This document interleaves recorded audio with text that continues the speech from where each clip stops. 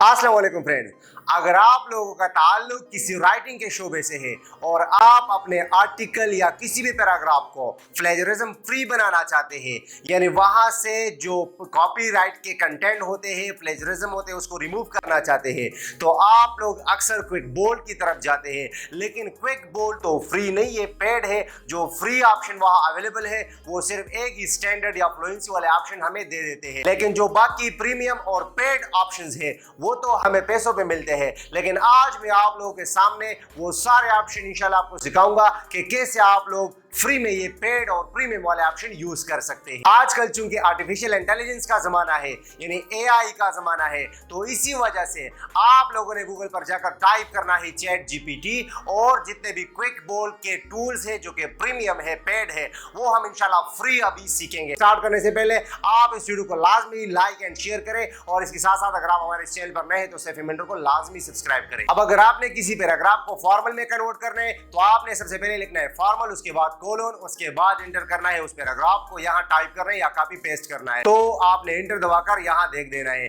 अब यहाँ देखने के बाद आप देख ले